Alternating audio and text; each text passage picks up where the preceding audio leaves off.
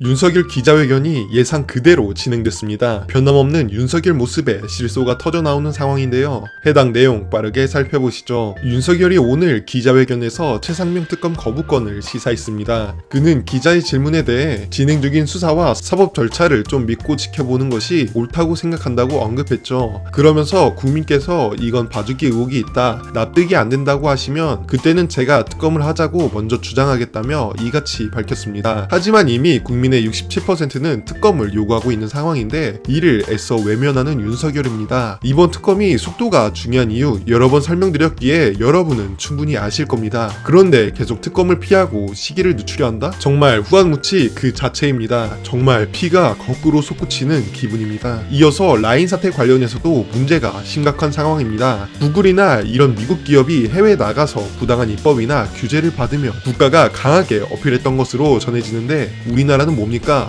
지금 라인 사태로 인해 국가가 시끄러운 가운데 이 타이밍에서 이딴 발언이 말이나 됩니까? 지금 국가가 나서서 강경하게 입장을 표명해도 모자란데 정말 기가 찹니다. 최근까지도 윤석열 긍정평가 이유 1위가 외교입니다. 정말 보수 측은 정신 차려야 합니다. 이래도 윤석열이 외교를 잘합니까? 이제는 눈을 떠야죠. 이어서 김건희 여사에 대한 내용 또한 사실상 반대 의견을 밝혔습니다. 윤석열은 김건희 특검에 대해 수사를 할 만큼 다 하고 특검을 하자는 것은 특검의 본질과 제도의 취지에 맞지 않는 정치 공세라고 말했죠. 그러면서 명품백 관련해서는 제 아내의 현명하지 못한 처신으로 국민들께 걱정을 끼친 부분에 대해서 사과를 드리겠다며 검찰이 공정하고 엄정하게 잘할 것으로 생각한다고 말했죠. 그러면서 제가 검찰 수사에 대한 어떠한 언급을 하는 것은 수사에 영향을 미칠 수 있다는 오해가 일어날 수 있어 따로 언급하지 않겠다고 했죠. 현 기자회견을 본 민주당은 결국 분노를 참지 못하고 윤석열을 향해 고집불통 기자회견이라 질타했습니다. 한민수 대변인은